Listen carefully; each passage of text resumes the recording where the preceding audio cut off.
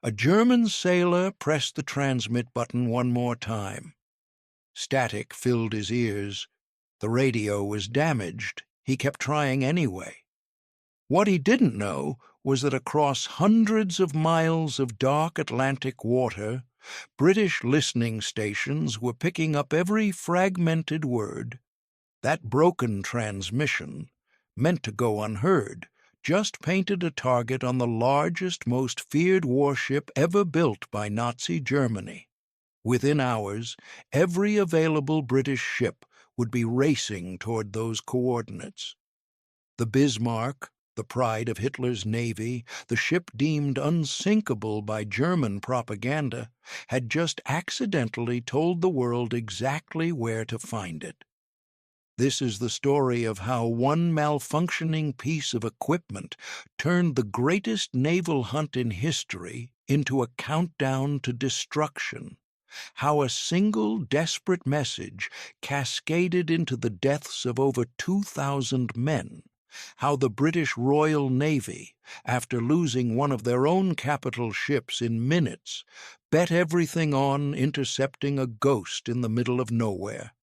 And how technology, human error, and sheer relentless pursuit collided in the cold waters of the North Atlantic to decide the fate of the entire Atlantic War, spring of 1941. Europe had been at war for nearly 2 years.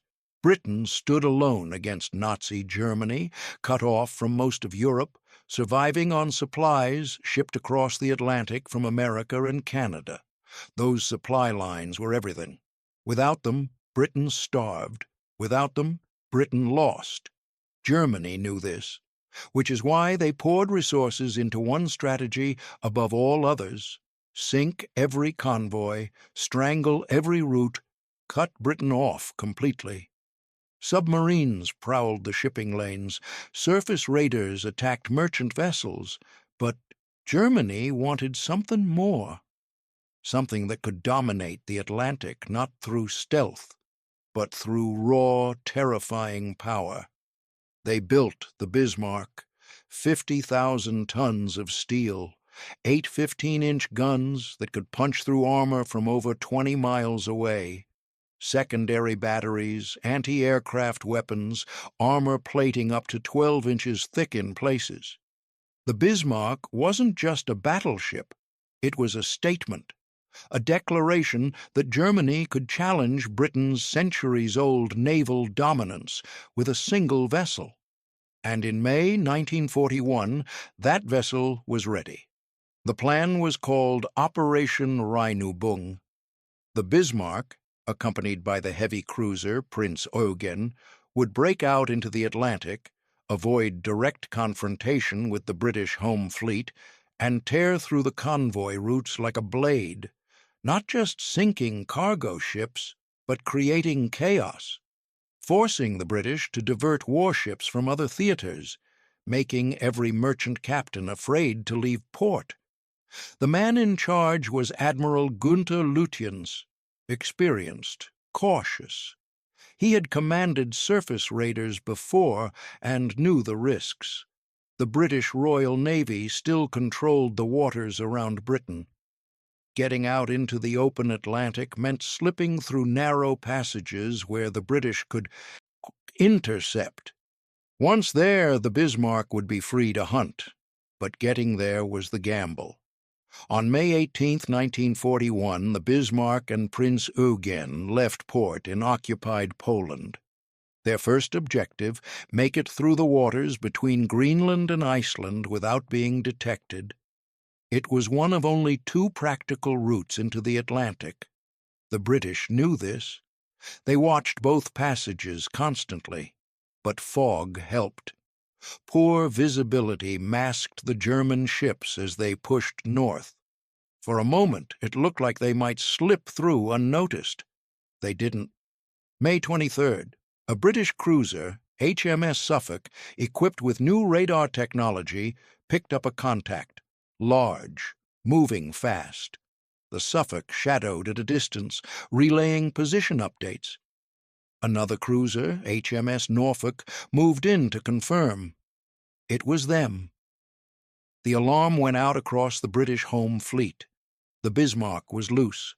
Admiral John Tovey, commanding the home fleet from his flagship HMS King George V, immediately redirected every available heavy ship. The battleship Prince of Wales, newly commissioned and still working out mechanical issues.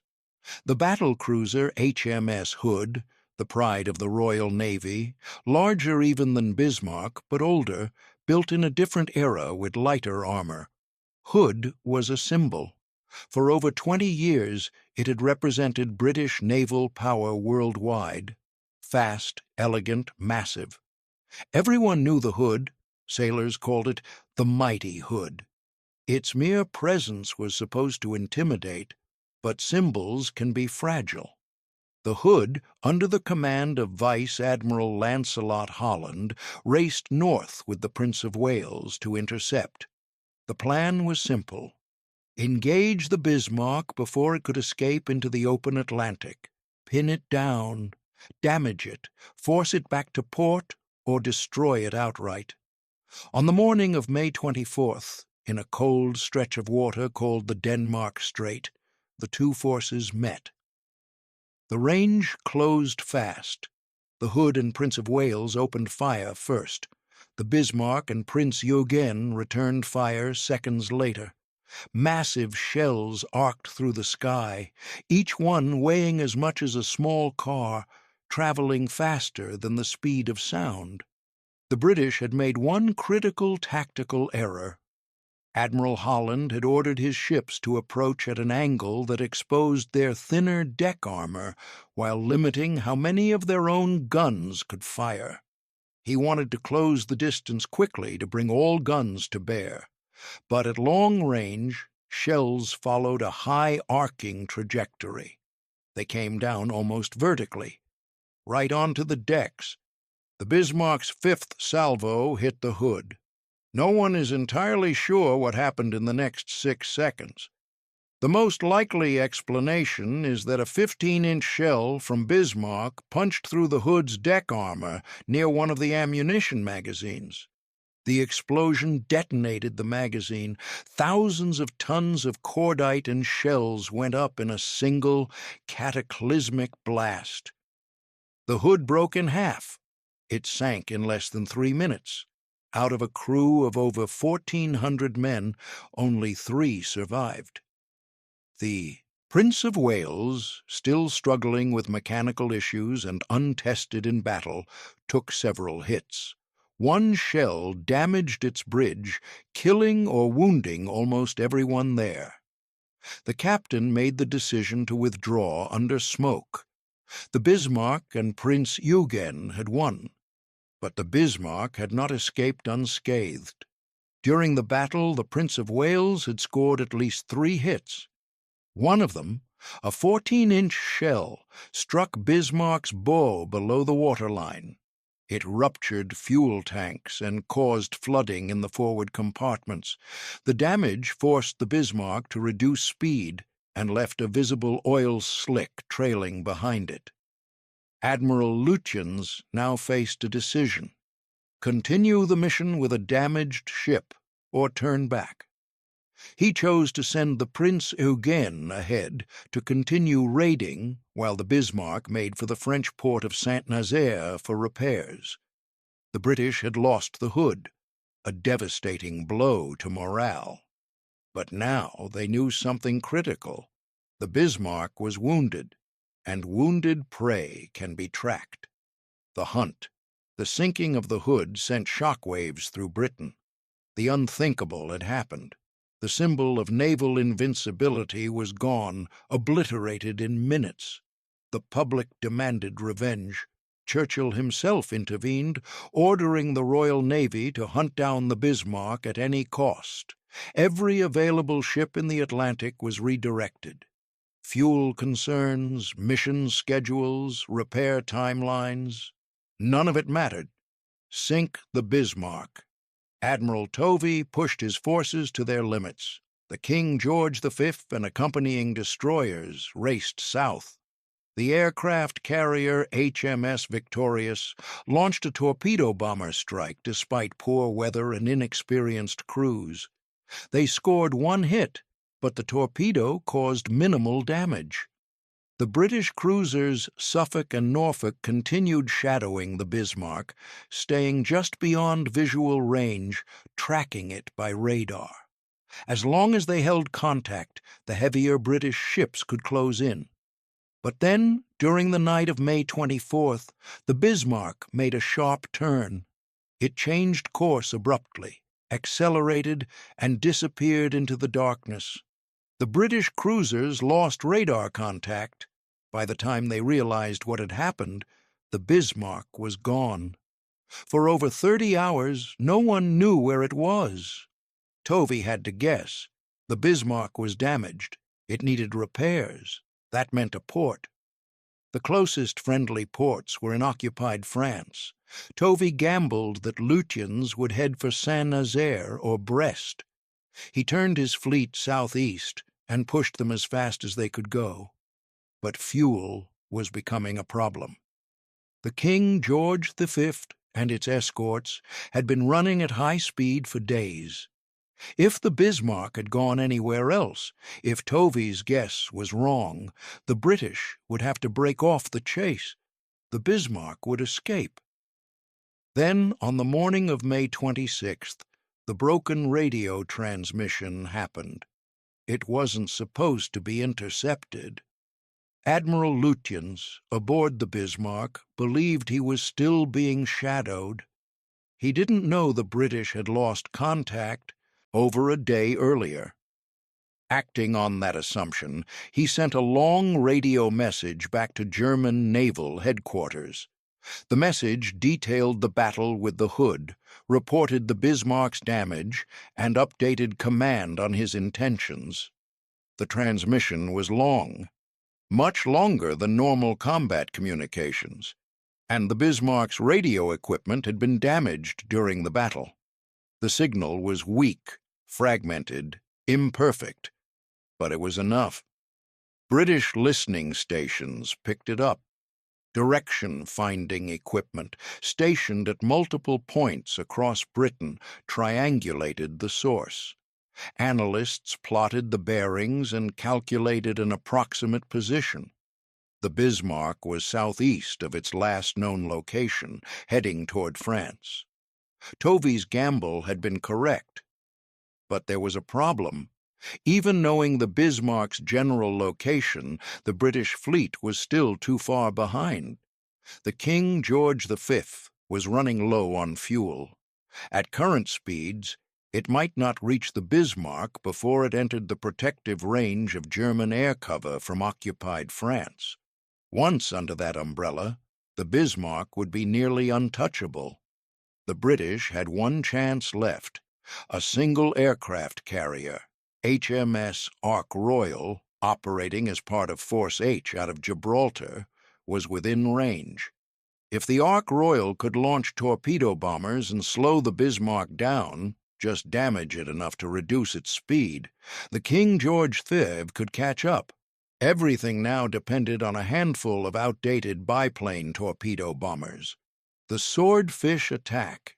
The Fairey Swordfish was, by 1941 standards, obsolete, a biplane in an age of monoplanes, fabric-covered wings in an era of all-metal construction, slow with a top speed barely over 90 miles per hour when carrying a torpedo.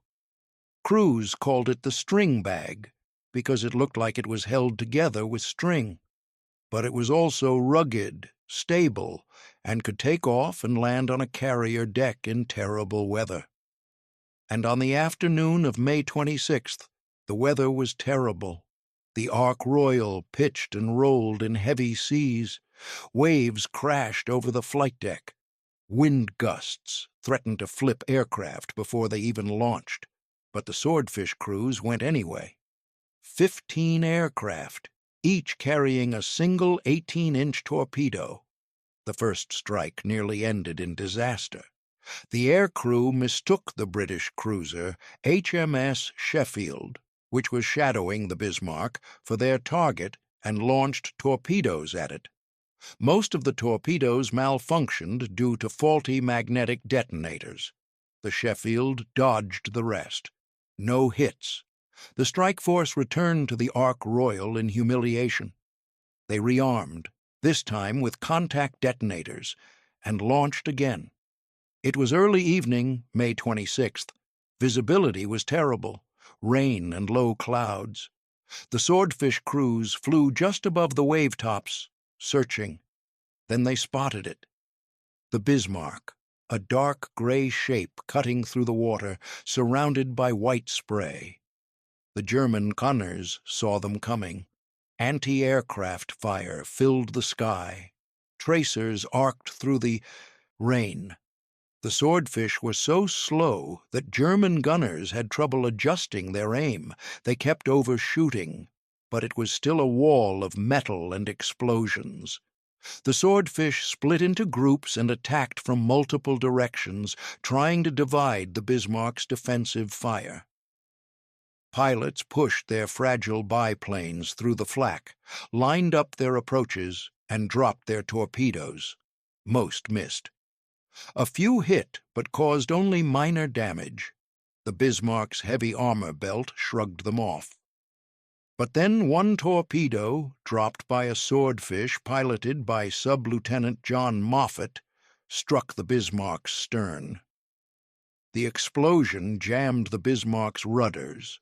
A jammed rudder doesn't sound like a fatal blow, but for a ship trying to escape across hundreds of miles of open ocean, it was a death sentence. The Bismarck could no longer steer properly.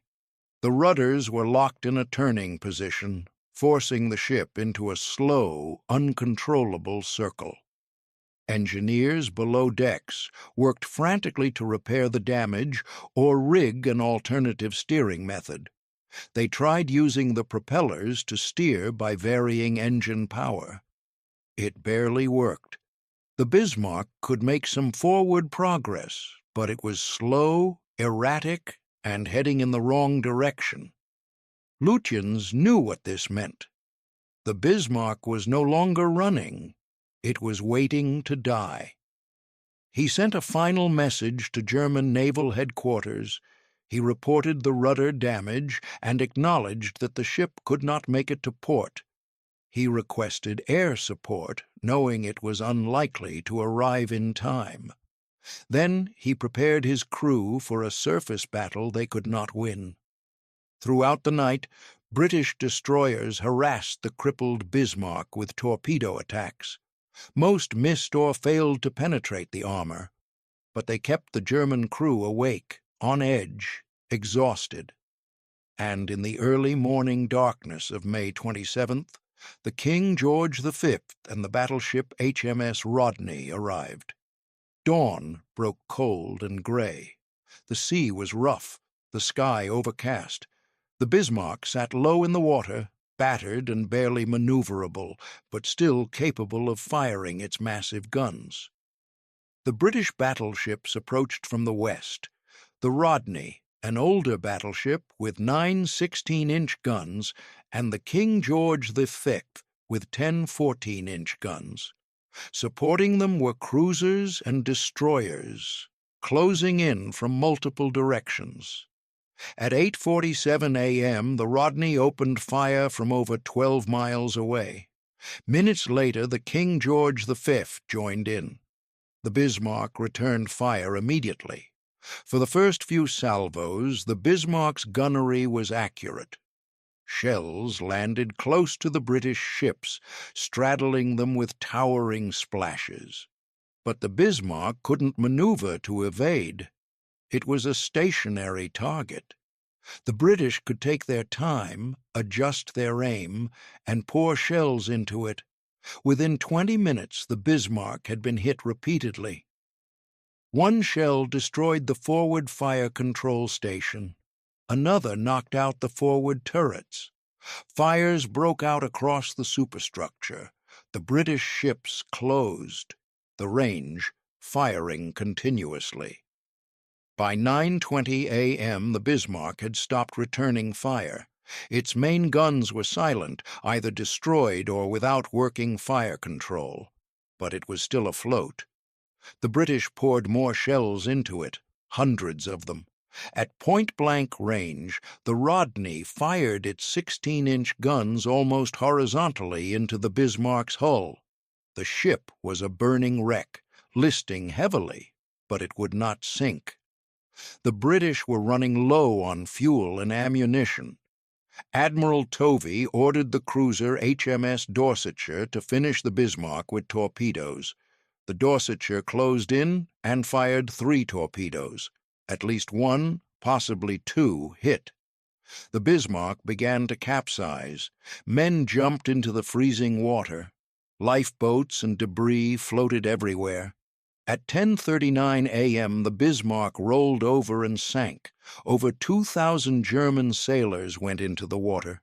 The Dorsetshire and a destroyer, HMS Maury, began picking up survivors. They pulled a few dozen men from the sea. Then a lookout reported a possible submarine contact. Fearing a U-boat attack, the British ships abandoned the rescue and withdrew at high speed. Most of the German survivors were left behind. Only 114 men out of a crew of over 2,200 were rescued. The rest died in the water from hypothermia. The sinking of the Bismarck was a turning point, not because it changed the strategic balance overnight, but because of what it represented. Germany had bet heavily on the idea that a single powerful surface ship could dominate the Atlantic. The Bismarck was supposed to be unstoppable. Instead, it lasted 8 days on its first and only combat mission. After the Bismarck, Germany never again risked its major surface units in the open Atlantic. The Tirpitz, Bismarck's sister ship, spent most of the war hiding in Norwegian fjords, acting as a fleet in being, a threat that tied up British resources simply by existing but never venturing out to fight. The British learned their own lessons. The loss of the Hood exposed weaknesses in older capital ship designs. It showed how vulnerable even the mightiest warships were to a single well-placed hit. Naval doctrine shifted. Carriers became more central. Radar and air support became critical. But the most important lesson was about information. The Bismarck was destroyed because of a broken radio transmission. A single moment of communication, intercepted and decoded, turned a massive warship into a sitting target. In modern warfare, silence and stealth often mattered more than armor and guns. The hunt for the Bismarck also demonstrated something else. Relentless pursuit works. The British didn't give up, even when they lost contact, even when fuel ran low, even after the Hood went down. They committed everything, coordinated across thousands of miles, and stayed on target until the end. That kind of determination, combined with just enough luck and just enough technology, made the difference. It's easy to talk about battleships and strategy and turning points in history. But over 3,000 men died in those few days, 1,400 on the Hood, over 2,000 on the Bismarck, most of them young, most of them following orders, doing their jobs, caught in a conflict they had no control over. The survivors from both ships carried the experience for the rest of their lives. The 3 men who escaped the Hood were pulled from the water by a destroyer, barely conscious, covered in oil. They were the only witnesses to what happened in those final seconds. The 114 men rescued from the Bismarck spent the rest of the war as prisoners, haunted by the memory of watching their shipmates drown while the British ships steamed away. There's a debate that still continues today. Did the Bismarck's crew scuttle their own ship, or did British torpedoes sink it? Survivors insist they opened the seacocks and flooded the ship deliberately to prevent it from being captured. British accounts credit the torpedoes. The truth is probably both. The Bismarck was finished either way. Whether it sank from enemy action or self-destruction doesn't change the fact that it was doomed the moment the torpedo jammed its rudder. What's undeniable is that the Bismarck's loss was entirely preventable if the radio had not been damaged, if Lutyens had maintained radio silence, if the transmission had not been intercepted. Any one of those variables changes, and the Bismarck might have made it to port, been repaired, and continued raiding the Atlantic for months. But that's not what happened. The story of the Bismarck is a reminder that wars are not won by single weapons or pieces of technology. The Bismarck was the most advanced battleship Germany had ever built. It had the best armor, the best guns, the best training. And it still lost, because the British had radar, because they had aircraft carriers, because they had listening stations that could triangulate a radio signal, because they had the will to commit every available resource to the hunt. The Bismarck also lost because of luck. Bad luck, mostly. The hit that jammed the rudder was not a precise strike. It was one torpedo out of many, dropped by a slow biplane in terrible weather that happened to hit in exactly the worst possible spot.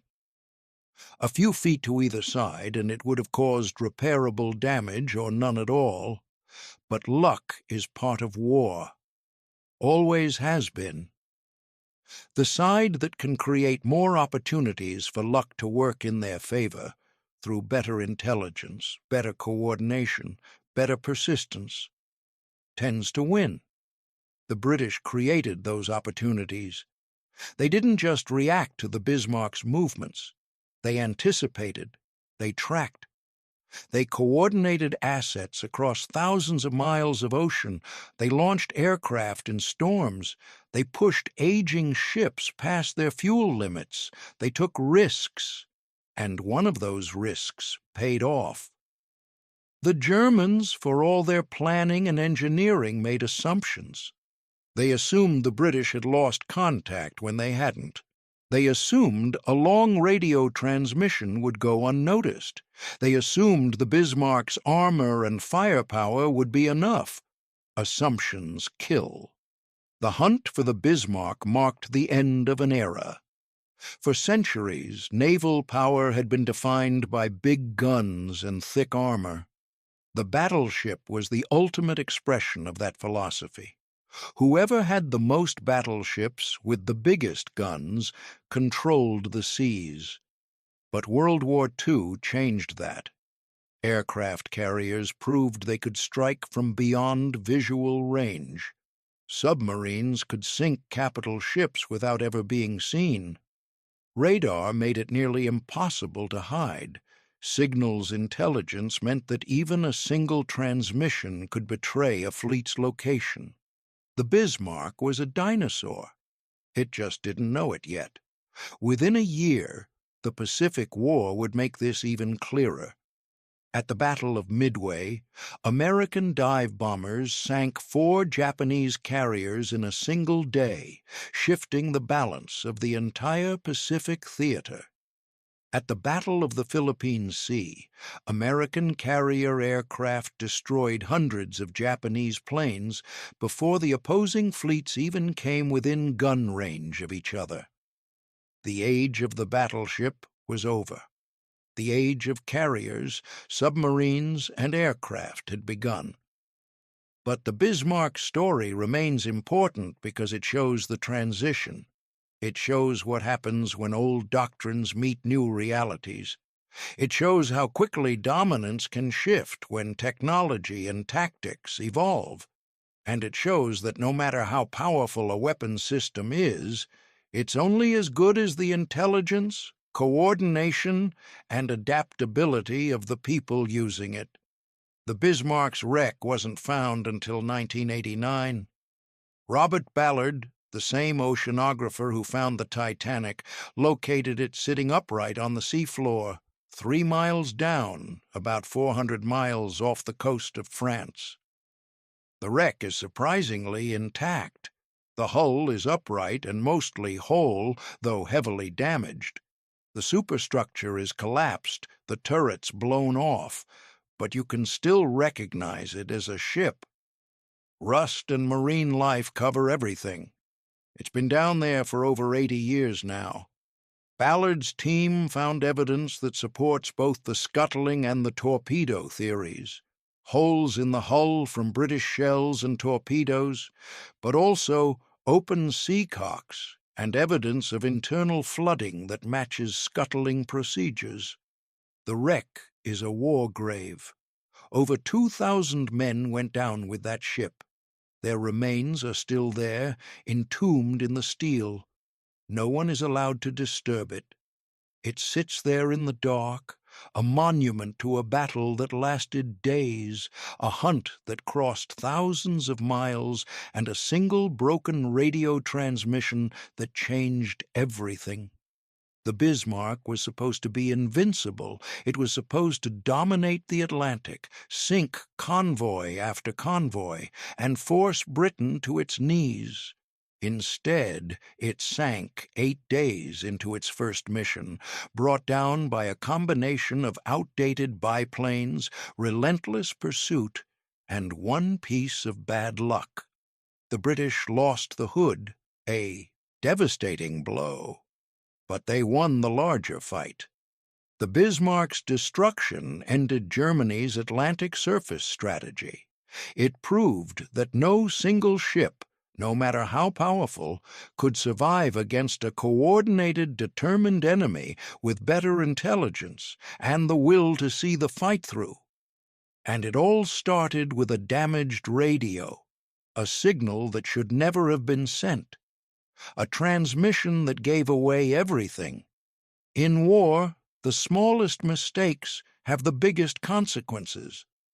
If you want to see what happened when the Allies turned the tide in the Atlantic, check out the next video.